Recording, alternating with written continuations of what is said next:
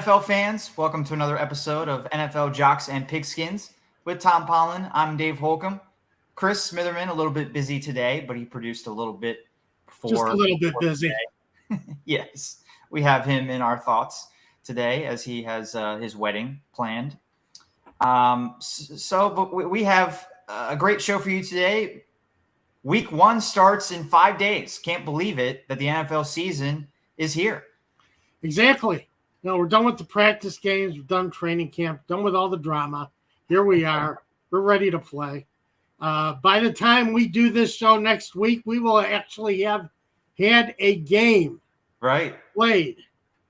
So let's do this. It's hard to believe, but the season is here. I don't know if we're done with the drama yet, though, Tom. I think we're still going to have some drama pop up during the regular season, but I know what you mean. Drama's always. We're done with the preseason drama. Then we're going to have the regular season drama. And then the postseason drama. Right. Super Bowl drama. So plenty of drama. No, it's always drama. The NFL has turned into a 24/7 soap opera. So yeah. It's true. You can't look away. As the football turns. So we'll do this for. It's going to be interesting. It's going to be a fun season. I know everybody's excited to finally get to the season. So today we're going to talk about the Falcons cutting their roster down to 53 players this week, as every NFL team did.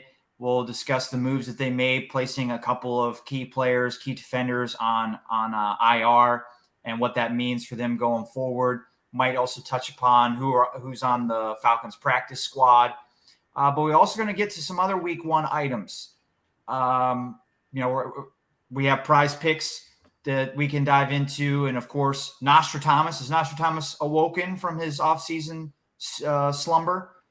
Well, we've kind of been pouring coffee into him all week. And he's starting to grumble something about, leave me alone. It's not week 1. And I keep telling him it's week 1. You got to get going, dude. Yeah.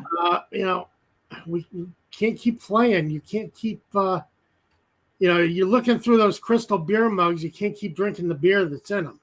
So,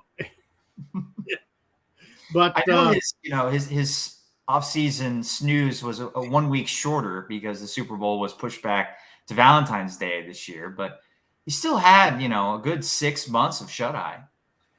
Yeah, well, that, 1 week short really hurts. It tears him up because it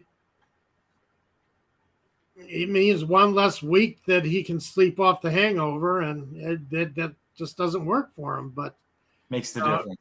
Yeah, it makes a huge difference. So I made him a nice greasy breakfast of, bacon, eggs.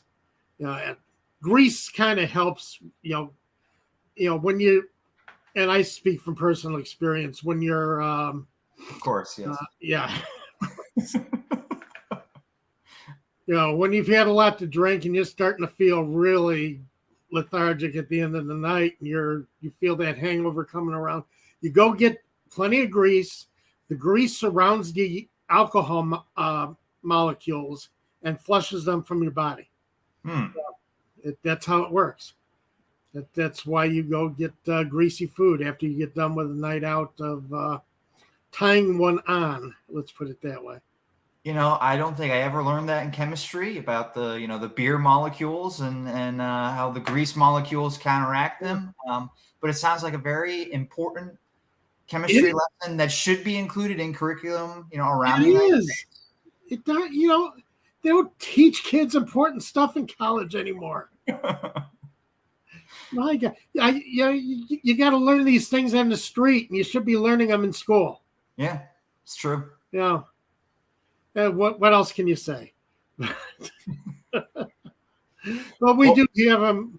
There's a couple of surprising things about the spread and the way they're looking at the week 1 matchup that we'll go into, because it's not your typical week 1 when you're looking the way you would normally look at the betting matchup. So it's going to be a fascinating thing to look into. Great, and we'll have that, on tap in a little bit.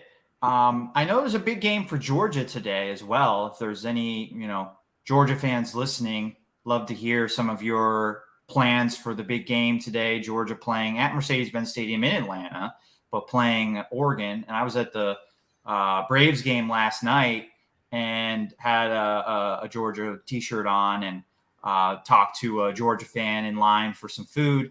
And she was like, we really need to make some better memories at Mercedes-Benz Stadium.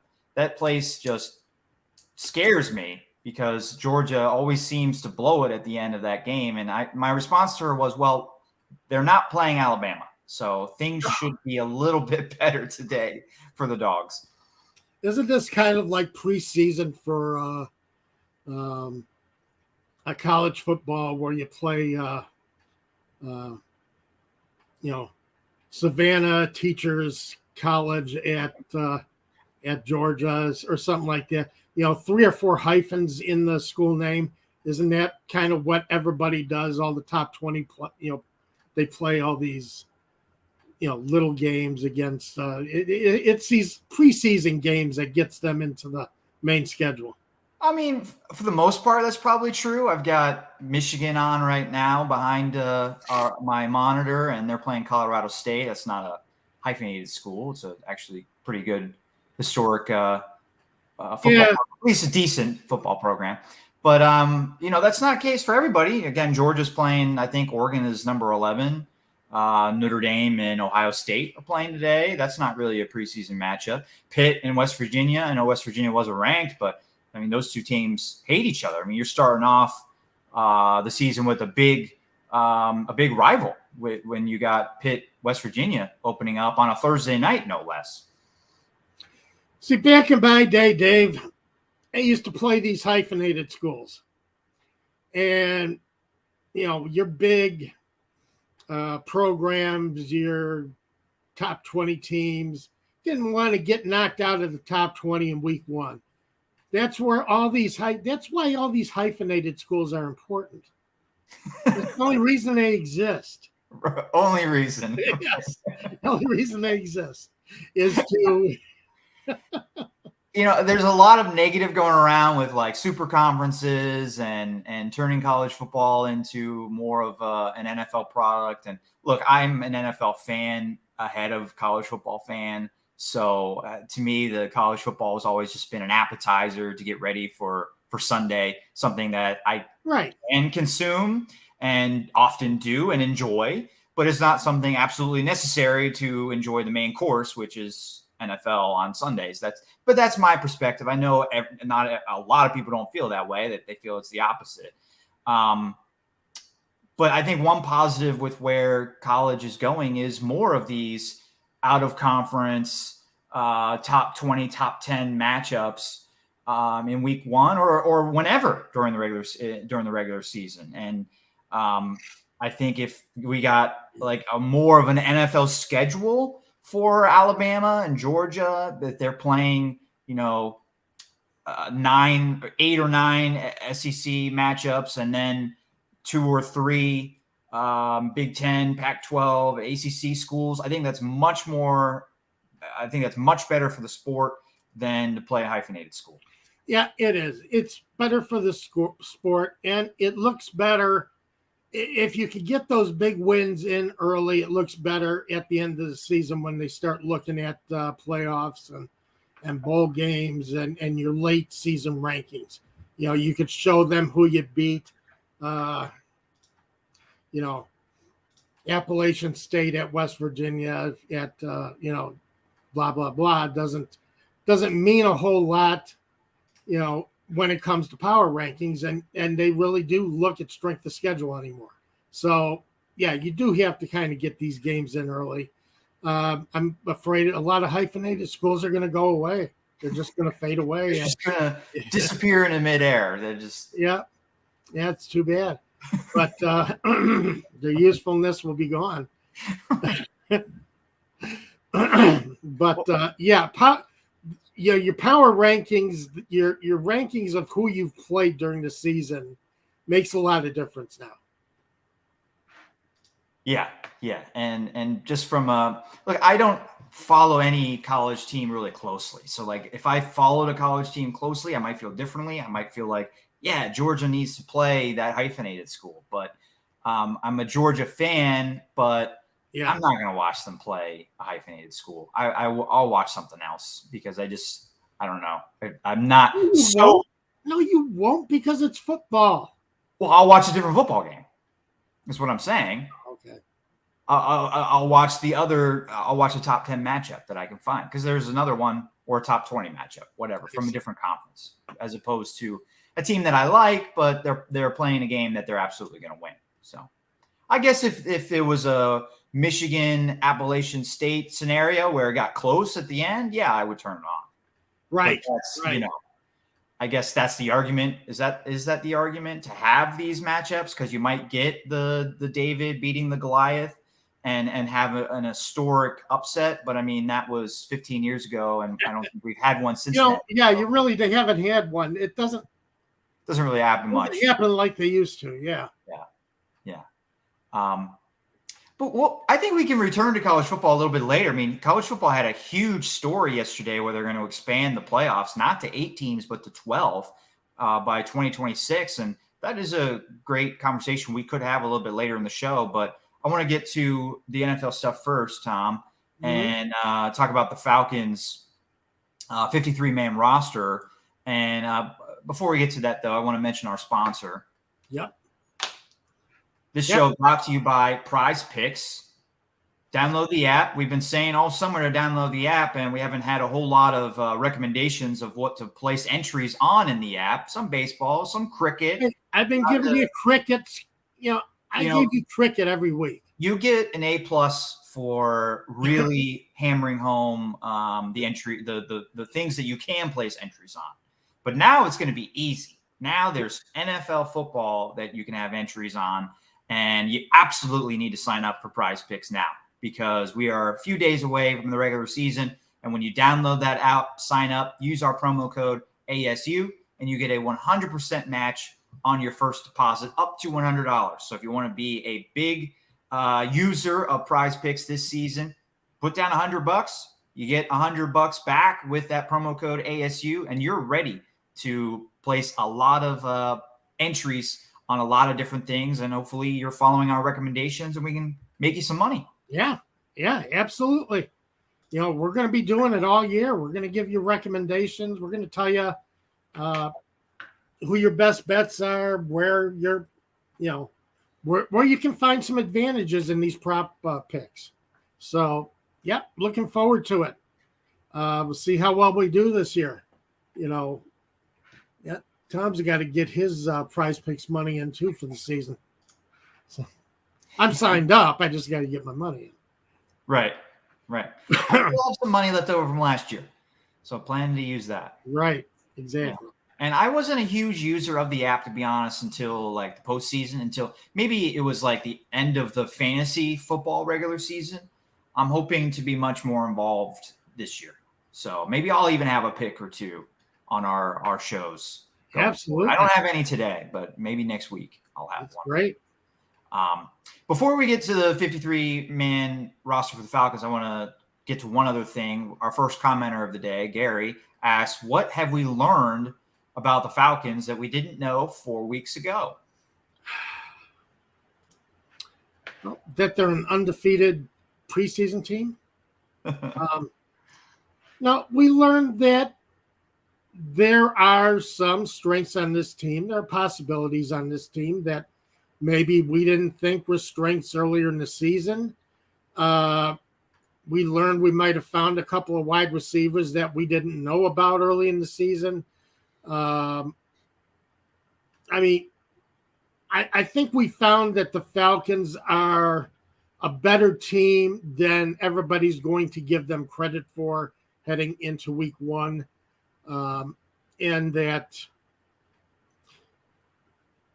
there's a reason to watch. There's a reason to watch this team grow because there's a lot of young players, a lot of young starters, and it's going to be interesting to see how they perform now that we're in the regular season?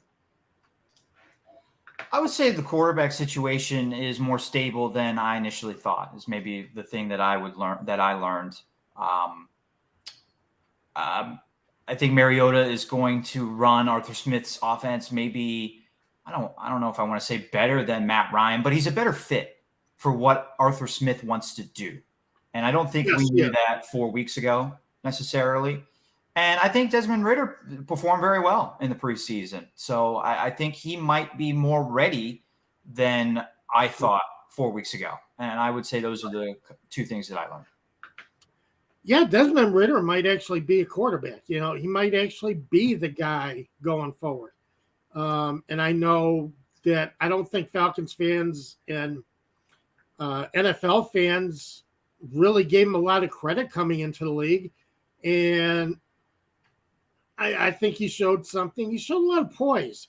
And, he doesn't let a lot of things bother him on the field when things go wrong. So I like that about Ridder.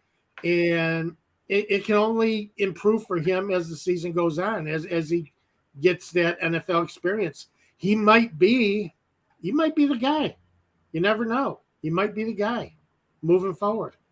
And if not, next year is supposed to be a good quarterback class, and you might get the guy next year. But I think you got possibilities with Ridder this season. It's going to be interesting to see him play. Yeah, and I think the sooner he gets on the field, the better. Even though Mariota might give them a better chance to win initially, I would like to see as much of Ridder as possible so that pick isn't wasted. Right. Like I don't want them not to play Ridder until December, and then they're got a top 5 pick and they take a quarterback without really knowing what they have in Ridder. I'd like them to know what they have in Ridder before committing to another quarterback. Yeah, well, considering Mariota's history, that injury history. Yes, he's trying to be a little more delicate about it. But yeah, I mean, if he stays on the field, it might be tougher. But I think we're going to actually see Ridder start a few games this season, based on the history, based on what we've seen out of Mariota. So do you think Ridder gets in only because Mariota gets injured, or do you think there'll be a quarterback change by the coaches? Depends on how Mariota plays. I don't think the coaches are going to play Ridder just to play Ridder. They're going to want to see if Mariota's winning, if Mariota gives them the best chance to win. He's playing well. He's meshing with his receiver group. Then no, you're not going to see Ridder. You're going to see Mariota, because I think this team is not going to sit back and wait and to see kind of evaluate this entire roster. They're going to play the guys who give them the best chance to win there. I think they're shooting for a playoff spot, as unlikely as that is, and the guys who give them the best chance are going to be out there. And what were your initial reactions to the 53-man roster? Probably my biggest surprise was Cordray Allison getting cut again, basically so you could keep Felipe Franks on the roster. Mm. And in my opinion, you could have cut Franks and brought him back as a practice squad player. You were kind of playing with fire with Allison, because he's shown a lot the last couple of preseasons. He's shown during the season that he can run. And suddenly I think you got a little too overconfident that nobody was going to look at him and you were going to be able to bring him back on the practice squad. Well, you lost this bet. Yeah. You rolled the wheel one too many times, and the Cowboys signed him, off of waivers, and you don't have him anymore. And I thought he was one of the best backs going into the season for the Falcons. And I think they tried to get cute, and I think they lost this time. Yeah, I think that's a great point about being a little cute and, keeping a guy like Franks. I don't know. I guess Arthur Smith is just really infatuated with the guy. I think Smith wants him to be, the quarterback for the quarterback slash tight end slash fullback for the Saints. He wants him to be that kind of his army knife. And I know you've never been a huge fan of Hill from the Saints. No, it doesn't work, because when you put him in, the play is going to be focused around him. You're basically giving the defense a target and saying, okay, there's only a certain number of plays they can run with this guy on the field. You're cutting down what you can do on offense. You're giving the defense a better idea of what you're going to do so they can react. I'm not a fan of this. I've never been a fan of doing Taysom Hill, what Peyton did with him. Right. And I don't think Franks is as talented as Taysom Hill. I think Taysom Hill can at least throw the ball some. And absolutely, I agree that Hill is a lot better at that role of trying to do everything on offense than Franks is, at least based on what Franks has shown. Franks, had a couple snaps at quarterback last year, looked really bad. I know it was a small sample, but he threw an interception, pick six against the Patriots late in that Thursday night game last year. And he hasn't earned anything else on the field yet. Hasn't earned any snaps at tight end or fullback or anything.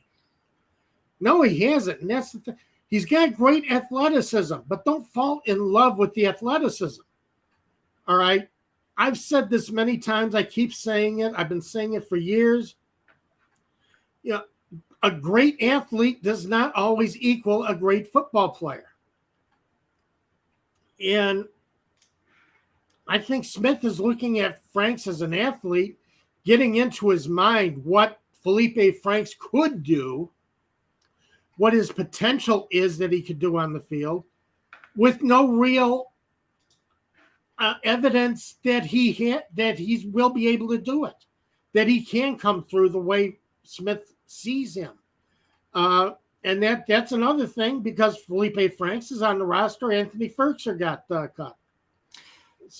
So let me ask you this. You just made the point, and I agree with you, that at least early in the season, maybe even in December, Smith, based on what he did last year, is going to put out the best team on the field to try and win now. And he's not worried about developing a quarterback for next season, or worried about, of course, no coach is really worried about where they're picking in the draft next year, but he's not worried about anything beyond this year. Is what I'm saying. Mm-hmm. Does keeping Franks kind of go against that? Is that a hypocritical move? Because, what is Franks really going to give them this year over those two guys that you mentioned, Ferkser and Allison? I think he gives Smith, as I said, I think Smith is seeing him through glasses that say, this is what this guy could be. He's got incredible talent. He's got incredible athleticism. We will see whether he has football talent. But I guess my question, though, is that going to help them win now? Or is this a developmental project when every other move is not for development except for Franks? Well, I think the idea is having him at the tight end position. Smith sees him as somebody who can help him win now. Okay. I don't agree with that. Yeah. I don't see the same thing Smith is saying. And granted, I'm not a National Football League coach, but I've been watching the game a long time. I don't see what Smith is seeing. Again, I think Smith says he's so athletic that he's going to make a play for me at some point this season. And that doesn't necessarily carry forward. That doesn't necessarily happen. And that's what frustrates me about that move is, I think he's going to be counting on Franks to do some things that Franks can't do as a football player, that Franks is capable of doing as an athlete, but can't do as a football player. Sticking along the lines of cuts that surprised us, I think the one probably Allison also was the one that surprised me the most too. But going a different route, naming a different player, I would say Geronimo Allison, having him cut. I don't know. Maybe I just hold him in higher regard than really what he is. Probably benefited from playing early in his career with Aaron Rodgers and was on national TV and made some nice catches there, but never stayed with the Packers. And I keep thinking that, he can be that guy that I saw, for a couple plays when he made some nice catches with Aaron Rodgers as his quarterback. And maybe that's not really the real Geronimo Allison, but I was kind of surprised with the lack of depth that the Falcons have. They weren't able to find a spot for somebody like that who does have a little bit more experience than, maybe some of the other guys on their depth chart there. Yeah, I would agree with you. That is a surprise. That's a good that's a good observation, especially since Allison, he can catch, he can get deep, he can get down the field for you. He was, averaging above 10, 12 yards per catch with Green Bay the 4 seasons he was with the Packers. So this is a guy, we're talking about, again, something with Arthur Smith's game, not having guys who can stretch that field, who can push the safeties back a little bit. And you would think that Allison's that kind of player. I mean, he never saw a lot of targets from Rodgers. He was never one of Rodgers' favorites, right? But he did produce when asked, and that was a little surprising to me to see that. Here's some potential. Here's a guy who has shown that he can do it in the pros in the NFL, and this goes against what I was saying too, about earlier about Smith looking for guys who are going to win him now. Yeah. Is I think Allison would be a lot better choice to help the Falcons win now than a couple of the receivers they have, a couple of the guys they hang on to. So it's an interesting thought that Smith didn't think much of him. So I was surprised at that cut too. We always get cuts that surprise us that we don't know about, or sure we don't, we always come back and say, what the heck were they doing? But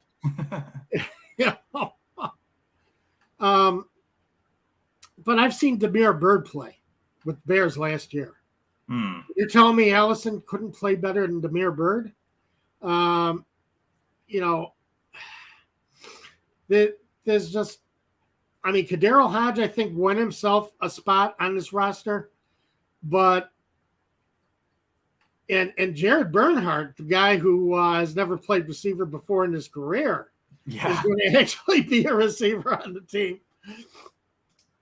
Yeah. And based on what Allison did last year, he played only 3 games, but didn't have a catch for the Detroit Lions. I'm guessing I got to double check this. Was he placed on IR, or did he just not play very much last year? Let me call that up. I don't know. That's a good question, because you're right. He only played 3 games. And the Detroit Lions obviously were not a very good team. So if Tom can confirm for us that he actually was not able to earn more than 3 games of playing time as opposed to being injured, then that could, that kind of aligns with Smith's decision to cut him, that he wasn't making it out as an elite or even not even elite, just a guy that could contribute for a bad team last year. And then he didn't play at all in 2020. I forget if that was also injury related or if that was a COVID sit out situation. I'd have to double check that as well. But from 2016 to 2019, he had 89 catches, 1,045 receiving yards. That's over 4 years. So, I mean, he's only averaging about 250, 270 receiving yards per season.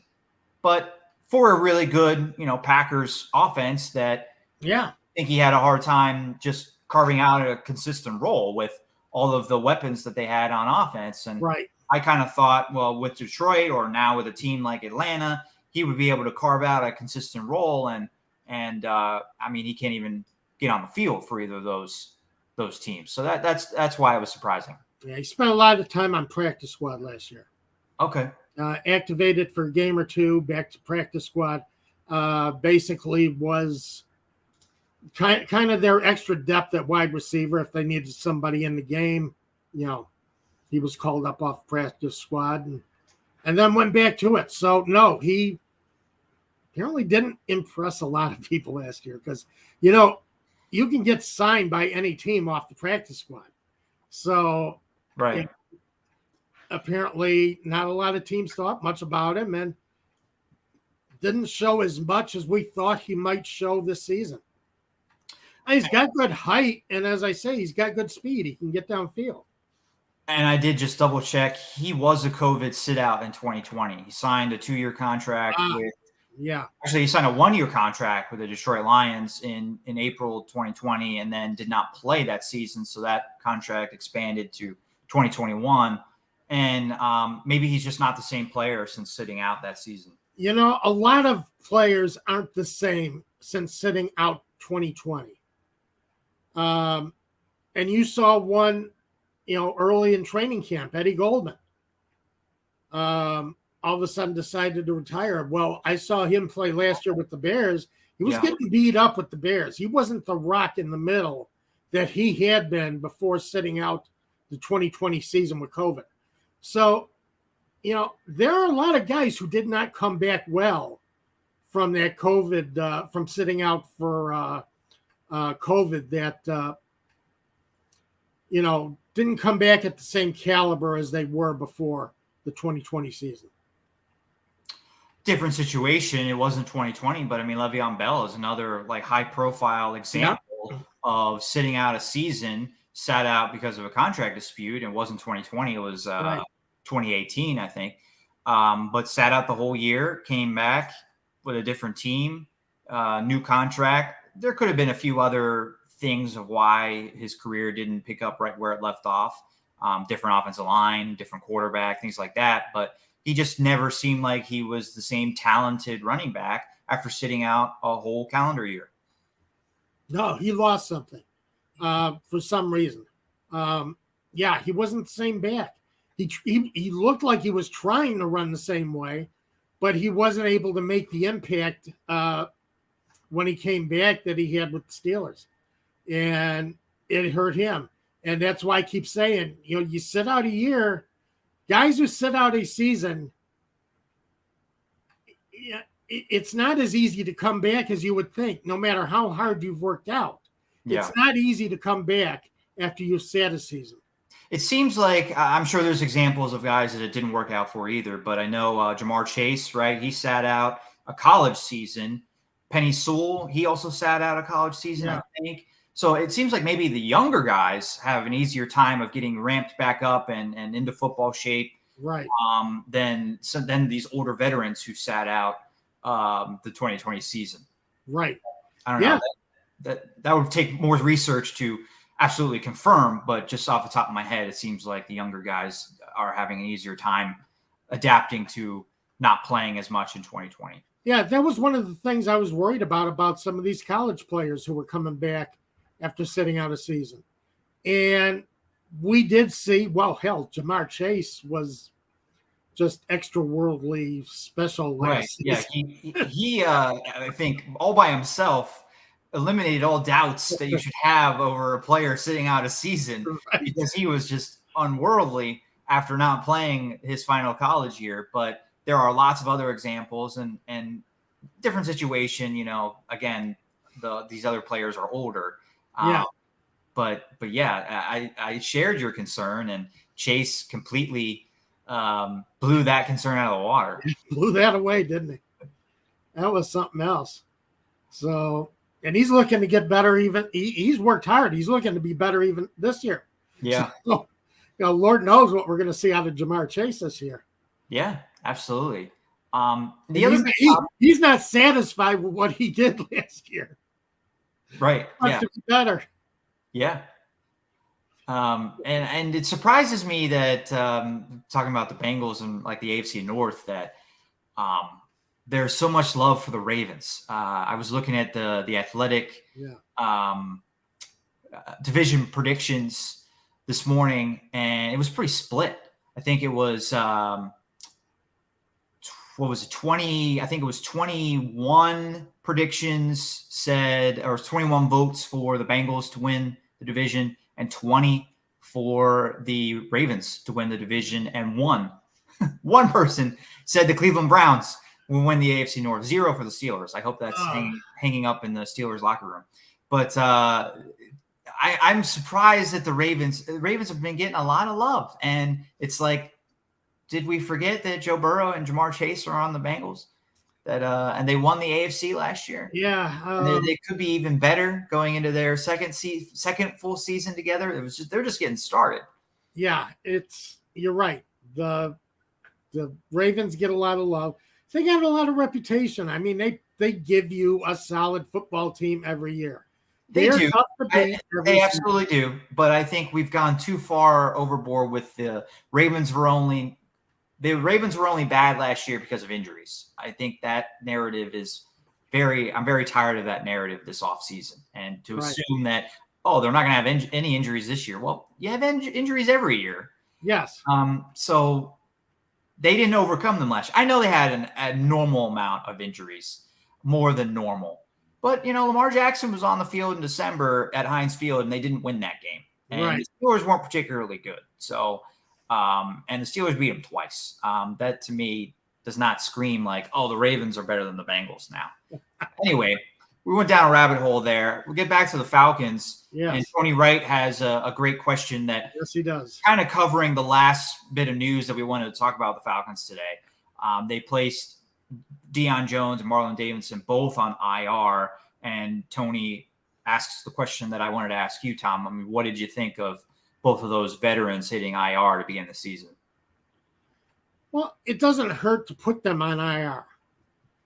You're not losing anything. You're not losing a roster spot. So why cut them loose when you don't have to? Yeah, Marlon Davidson hasn't shown anything since he's been in the league. But again, you don't have to cut them now. You can put them on IR. And the same with Deon Jones. You're not losing anything at the moment. So go ahead and do it. It just kind of makes common sense to me. Don't cut a player if you don't have to. Keep him around. Because, hell, you never know. Sometimes a guy does find himself. And I'm not saying Marlon Davidson is going to find himself pretty soon. But sometimes a guy finds himself. And I've been saying all summer, Deon Jones, you only got one more season on that contract. He becomes a very easy release after this season if you want to. But you also saw all-pro ability out of him early in his career. Can we see that again? Why not wait till he's healthy and see if he can produce that again? Now, as I said last week, Pro Football Focus had him rated as one of the worst, inside linebackers last season. So that Deon Jones has fallen quite a bit, but he's young and there still is, there still is a ceiling there. He may have hit the floor, but there's still, you can still see him getting better. There are skills. So why cut them now? Go ahead, put them on IR. You can bring them back when they're healthy and see what you got. If you don't see anything, then go ahead and do the cut. See if Michael Walker, if he's performing the way that you were hoping you were going to see out of Deon Jones at some point. If you're getting these kind of performances, then yeah, make the cut then. But don't do it now. You don't have to. Wallace Smith says hello, and he says that placing Dion and Isaiah Oliver on IR was a surprise to him after they played in the last preseason game. Yeah, I don't think they were fully healthy. I think they wanted to see them on the field, and they might have tweaked those injuries when just playing in that last exhibition game. I don't. If you're going to put them on IR, I don't see why you played them in the last preseason game, because you can only bad things could happen from that. Yeah. You could only end up, lengthening that injury time, that time you got to sit and recuperate and heal. So it's a little surprising that they actually did make the move to play them in the final game. Oliver, especially Oliver, who you really want to see come back and be the slot defender that he was last season. He found a niche for himself on the field. He's not an outside cornerback. He's an inside man. He's a guy who takes the slot. He's a nickelback, and he showed that. He showed he's damn good at it. And why play him and then all of a sudden you're putting it back on IR? That one didn't get me, because you. With a player like Oliver, who's young and again, showing a lot of potential, you don't want to put him on the field until he's fully healthy. And he wasn't fully healthy. Obviously, he is not fully healthy. Yeah.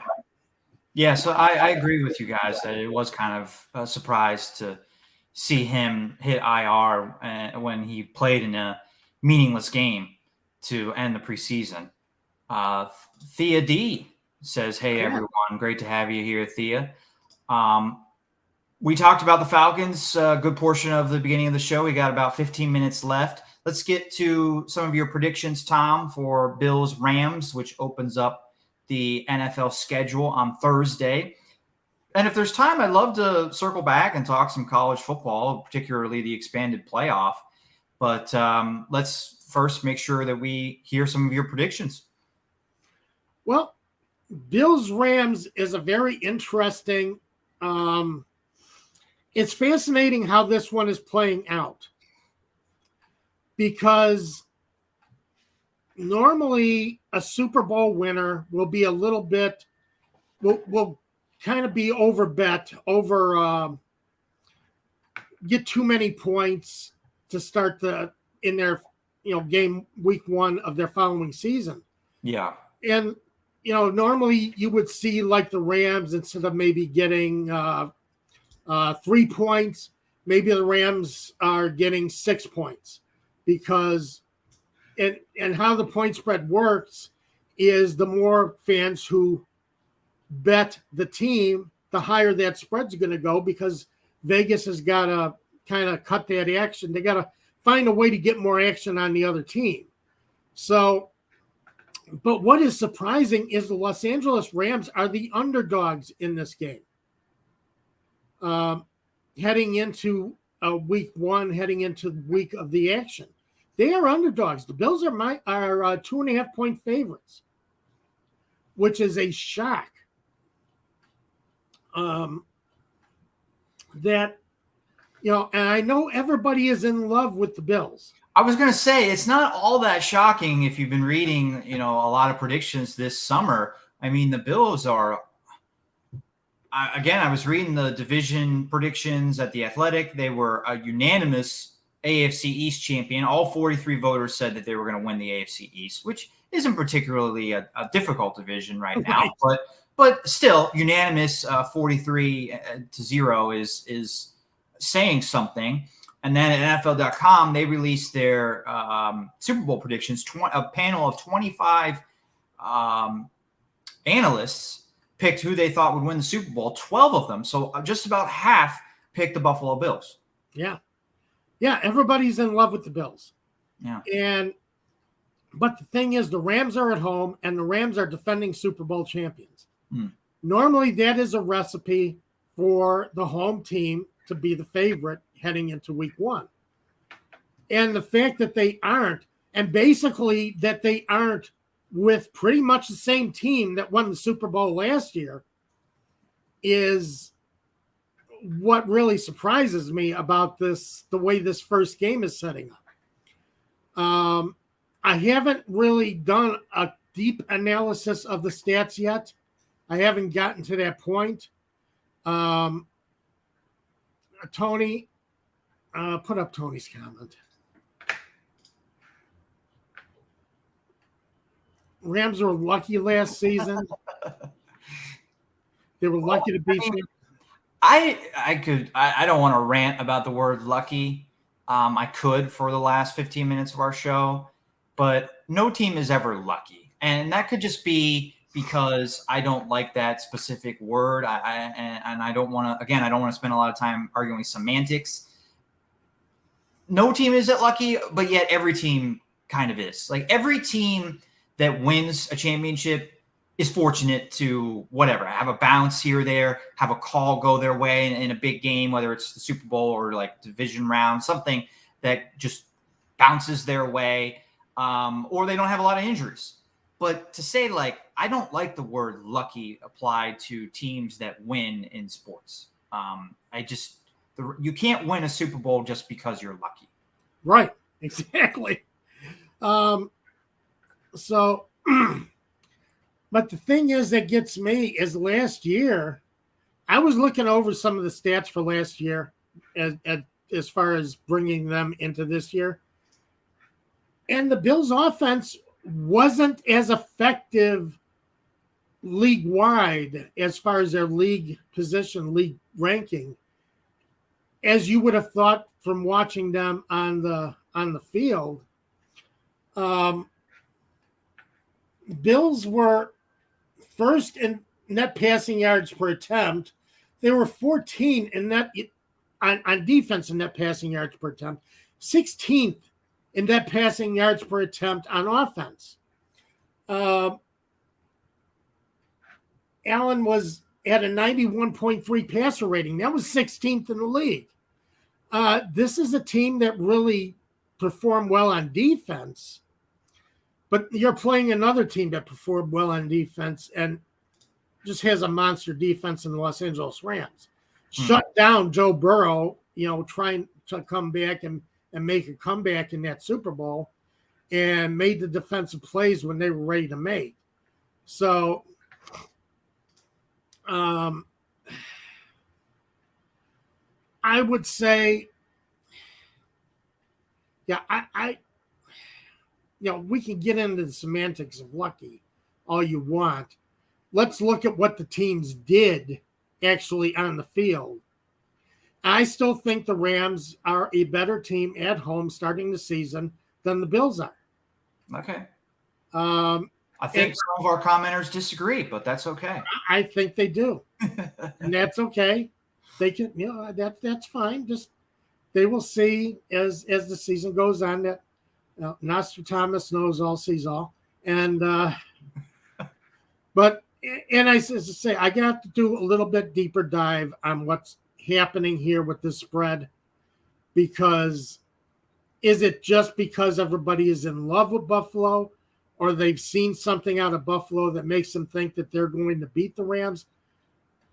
The Rams are still a monster team. They're still a team that's capable of going out and winning that West, the NFC West, and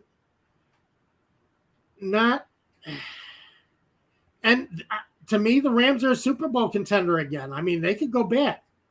Yeah. It would not surprise me if they go back. So the Buffalo Bills still have to show me that they can get there. And this might be the year where they do prove that they can get there and that they are the team that everybody thinks they are. Defensively, I do think they are the team that everybody thinks they are. And I know nobody's looking at their defense. Everybody's looking at their offense, looking at Josh Allen and saying, my God, what a team this is. Well, I think a lot of people saw them sign Von Miller as well. And yeah. I don't think Von Miller is quite the player he used to be. He's still a very good player.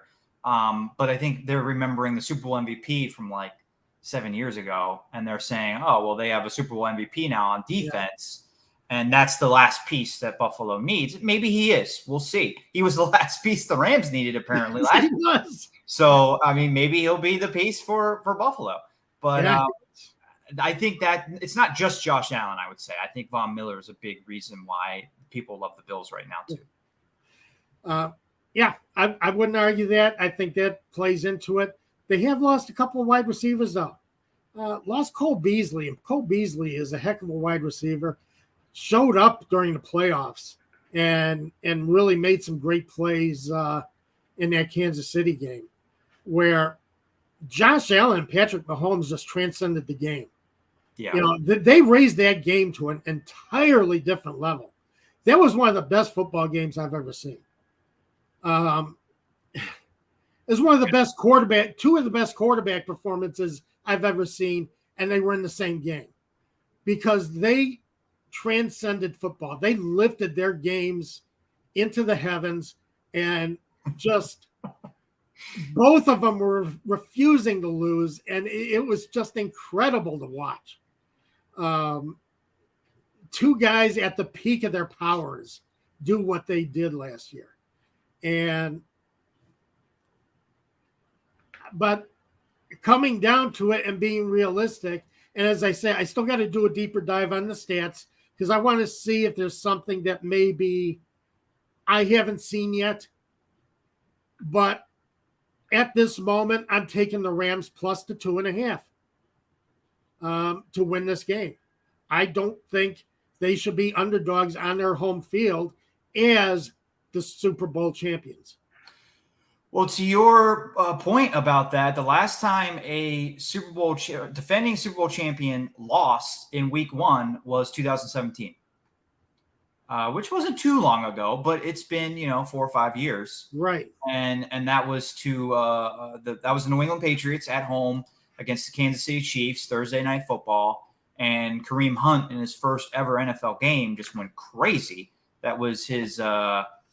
He had 148 rushing yards in that game, and then I think over 100 receiving yards or something like that. He had over 200 yards from scrimmage and scored a couple touchdowns. And that Kansas City team started 5-0. So that I mean, Buffalo could easily start 5-0 this season too. So I guess kind of similar situation, but I kind of agree with you that it's hard to. It's surprising that the Rams are underdogs in this game. Wallace Smith makes a good comment. Brian Daboll is not in Buffalo anymore. So he's in New York. He's still in this. Well, he's not in the state of New York because he's actually coaching in New Jersey. We know what you mean. Yeah, we know what we mean. But yes, he is. He's not coaching with Buffalo. It's going to be a new OC. Going to be interesting to see. I think at this point, though, Josh Allen has reached that point where kind of what he wants to do takes precedence, and what the OC wants to do is kind of, will add to what Allen can do. Allen is reaching that point, and I'm not saying he's as good as Peyton Manning, but I'm using this as an example. The Peyton Manning point where the offensive coach is along for the ride and making suggestions while your Pro Bowl quarterback, your all-pro quarterback, actually runs this offense on the field. So he's getting to that point. Yeah. And Tony Wright has an argument for Buffalo being really great. He loves the addition of Von Miller. So I think Tony Wright is on the Bills bandwagon. And Tony is right. Tony Wright is right. and as I say, when I was going through the stats into this game, and as I say, I still have to look deeper into these stats heading into the game. The Bills defensively, they had one of the top defenses in the league last season, and nobody gives them credit for that. They failed to stop Patrick Mahomes with 15 seconds left. Yeah. True. But throughout the season, they were one of the best defenses in the league. So this is really the unit that carries that team. And then Josh Allen just makes it look even worse because he'll take the ball where the defense gives him the ball. He'll take that positive field position and tear you up. So, but it did start with the defense with the Bills last season. Definitely. Yeah, and they've had a good defense for a while. Maybe not number one. Maybe they just became number one last year, but they've had a very solid defense that honestly was probably good before Josh Allen was really good. But Allen was good enough for them to be like 10-6 their first playoff season, and now Allen is what they were hoping he would be, and they've got a very complete team, and I can see why they are a very popular Super Bowl pick. They have a very complete roster.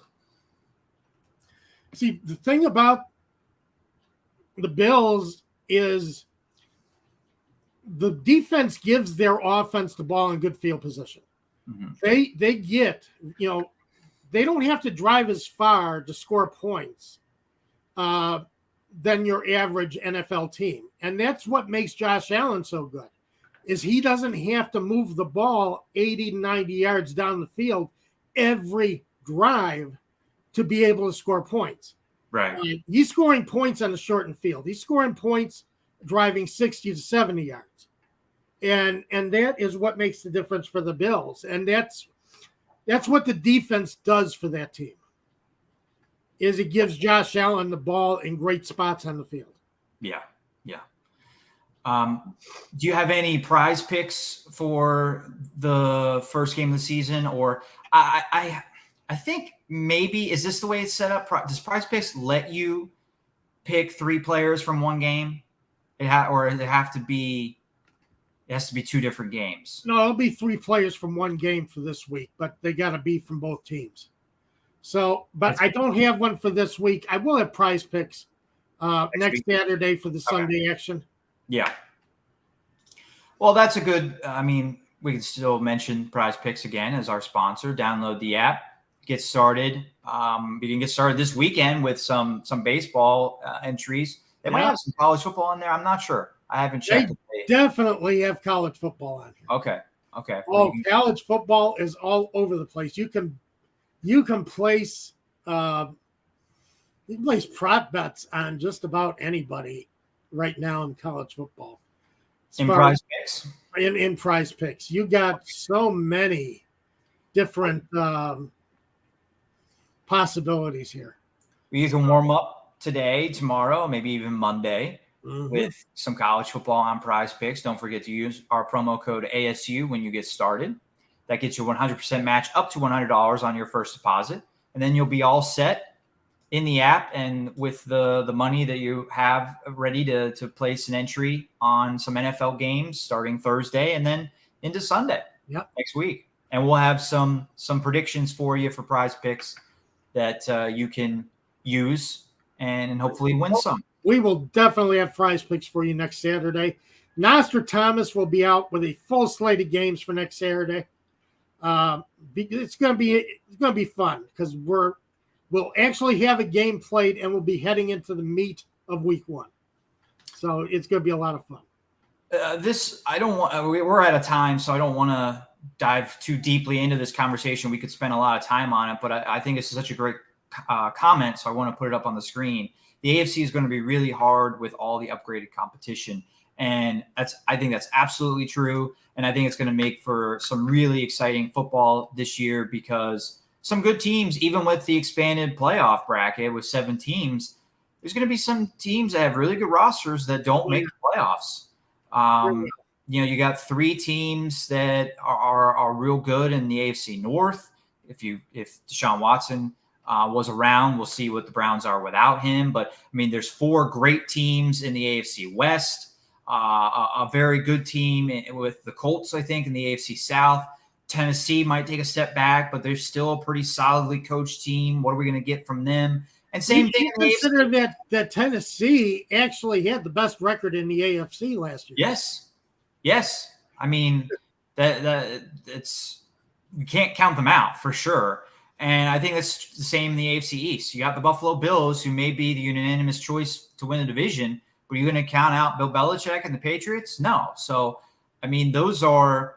I just mentioned like 75% of the conference as being like, I think all those teams could very easily be above 500. I don't know if that's mathematically possible, but they all are going to be, I think they all think going into week 1 that they can win the Super Bowl. I believe it. Yes, they do.